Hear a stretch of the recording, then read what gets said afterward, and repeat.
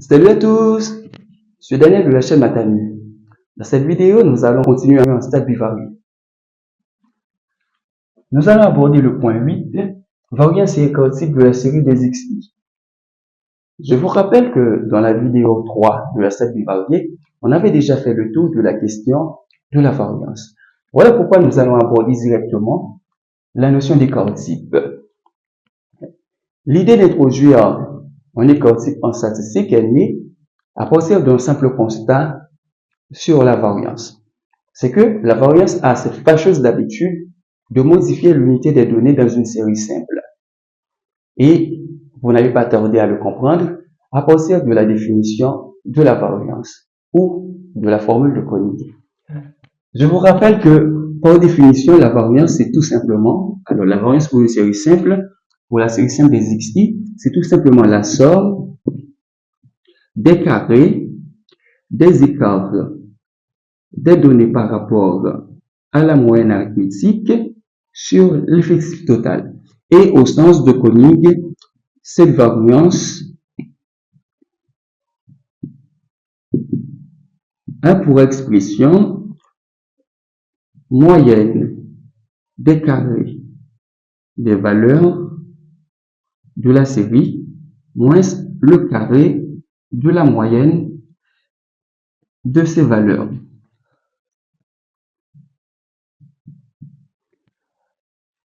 Que l'on considère la formule de définition ou la formule de Koenig, le constat est le même, c'est que il y a des carrés dans les formules. Ainsi, si les données sont en mètres, par exemple, si les données sont des tailles, leur variance sera en mètres carrés. Si les données sont en dollars, leur variance sera en dollars carrés. Mais, mon Dieu, avec dollars au carré, nous sommes vraiment tombés des nues. Je l'avoue franchement. Il va falloir corriger cela. C'est en ce sens, justement, qu'on va introduire un nouveau paramètre qui dérive de la variance. Et ce nouveau paramètre, c'est l'écart type. Nous allons voir comment l'écart type est noté et comment il est défini.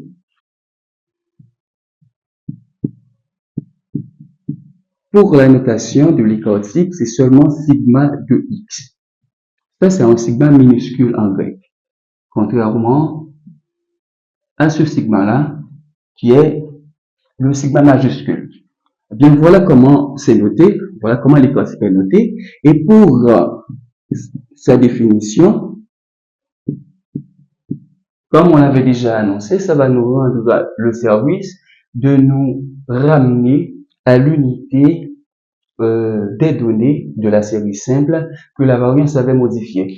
Donc, du coup, il faut prendre la racine carrée de la variance si on veut passer de ces mètres carrés, de ces dollars carrés à des mètres, à des dollars. Et en ce faisant, on est tombé sur l'écart type. Maintenant, la grande question, c'est est-ce que c'est bien défini? Est-ce que l'écart type a toujours un sens?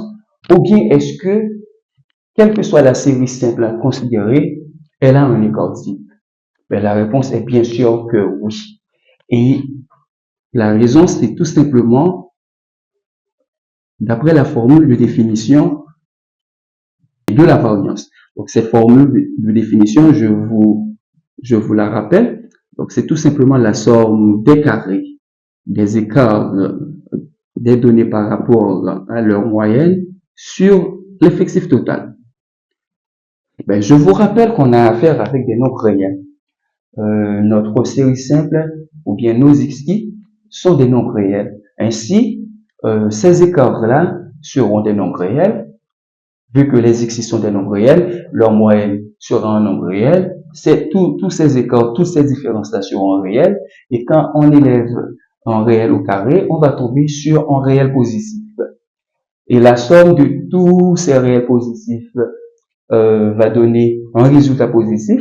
Et quand on divise tout le numérateur par l'effectif total N, qui par définition est un antinaturel, on va tomber sur un nombre qui sera positif ou nul. Ça peut être nul également. Et dans l'interprétation des paramètres, le point 11, nous aurons à voir dans quel cas la variance est nulle. Donc, en conclusion, l'écart type est bien défini, c'est-à-dire, quelle que soit la série simple, elle a un écart type. Pour le point 9, on parle de la variance et de l'écart type de la série des YI.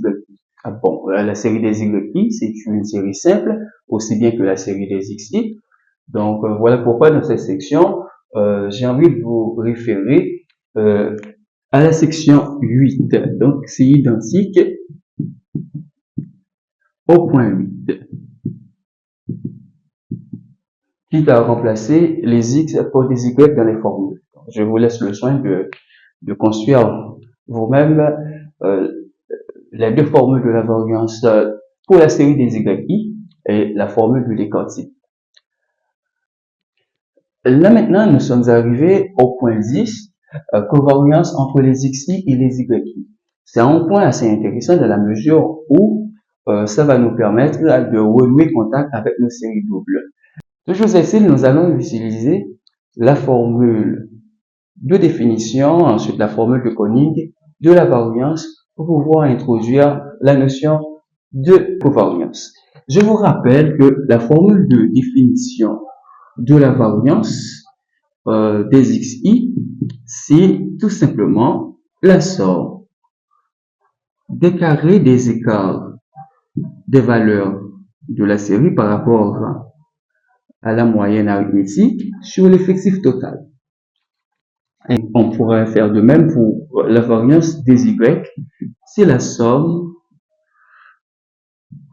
des carrés des écarts des YI par rapport à leur moyenne Y bar sur l'effectif total. Donc, nous supposons que les deux séries simples ont le même effectif grand N. Par exemple, si on mesure la taille, on est intéressé à l'âge. Pour un échantillon de 50 élèves, donc nous aurons 50 âges et 50 tailles. Nous pourrons former des couples âge-taille, ce qu'on avait déjà fait dans l'une des vidéos. Bon ben, nous allons essayer d'écrire ces carrés sous la forme d'un produit. Du coup, on aura sigma des xi moins x bar facteur de xi moins x bar, le tout sur n. L'effet, c'est seulement un carré, donc on a écrit le facteur 2 fois. Pour la série des YI également, donc on va décomposer le carré sous la forme d'un produit de deux facteurs identiques. Sauf que cette fois, c'est des Y. YI moins Y bar, facteur de YI moins Y bar. Et le tout sur l'effectif total. Maintenant, nous allons essayer d'extraire un facteur ici et un facteur là. Nous allons combiner ces deux facteurs dans une même formule. La combinaison va donner cette sommation-là, sommation des xi moins x bar, facteur de yi moins y bar sur n. Et pourriez-vous deviner sur quoi on est tombé là? Eh bien, on est tombé sur quelque chose d'intéressant qu'on appelle la covariance entre les xi et les yi, ou bien tout simplement la covariance de la série double grand X grand Y. Donc, pour la covariance de la série double, eh bien, nous avons un facteur en X et un facteur en Y. Ainsi, on a la variation des deux variables en même temps. C'est pour ça qu'on a choisi le mot covariance pour désigner cette formule. Et c'est justement ça, la formule de définition de la covariance. Donc, on pourrait même faire une petite approche géométrique pour dire que avec la variance, dans la formule de la variance, il y a l'odeur de ce qu'on pourrait appeler l'air d'un carré, tandis qu'avec la covariance, c'est surtout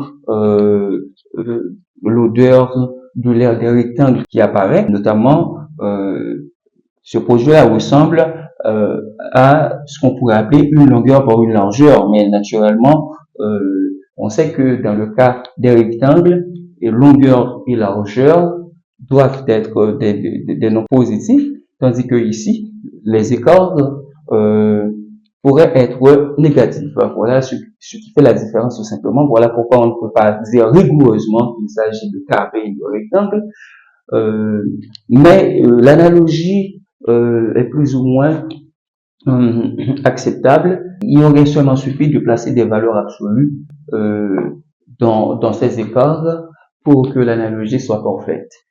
J'enlève les variances du tableau pour pouvoir mettre la covariance à sa place, vu que c'est ce point-là qu'on est en train de développer. Donc, on a la covariance entre x et y, entre les xi et les yi, qui, par définition, n'est autre chose que cette expression-là. Donc, c'est la somme xi moins x bar facteur des yi moins y bar, le tout divisé par l'effectif total de la série double. On se demande, est-ce qu'il y a une version de Huygens-Koenig également pour la covariance? Eh bien, la réponse est bien sûr que oui.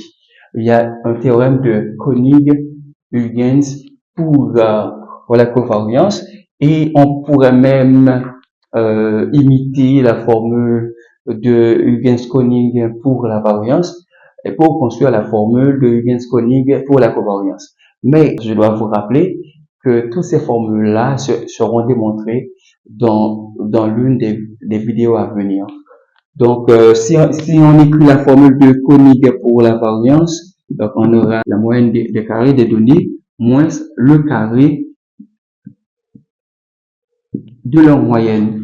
Si on écrit les carrés sous la forme d'un produit, donc on aura ici sigma xi par xi sur n moins x bar par x bar. Donc ça, c'est pour la variance au sens de Koenig. Maintenant, si on reprend le raisonnement qu'on avait fait, le raisonnement qui avait accouché cette formule-là, donc on va dire que ici on a deux parts en xi, deux parts en x, donc on va seulement faire un mélange en sorte d'avoir une part ou bien un facteur en xi, un facteur en yi, et de ce côté également on a deux facteurs en x bar. Eh bien, il suffit de mélanger un peu afin d'avoir un facteur en x et un facteur en y, un facteur en x bar et un facteur en y bar. Et curieusement, ça fonctionne. Ça permet vraiment de retrouver les formules, mais il y a aucune rigueur dans toute cette histoire, dans toutes ces histoires-là.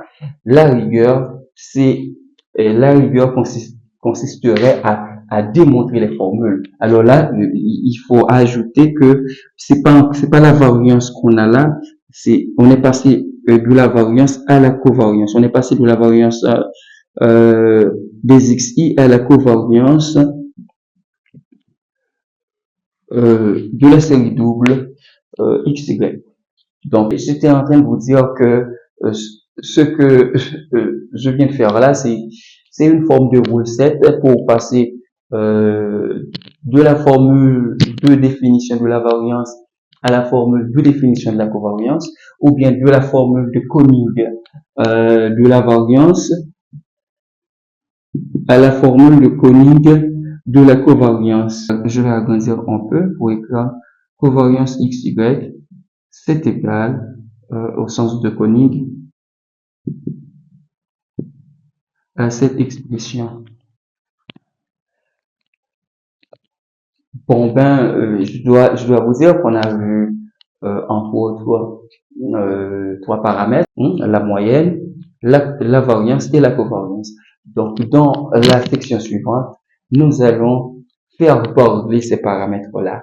Autrement dit, nous allons les interpréter.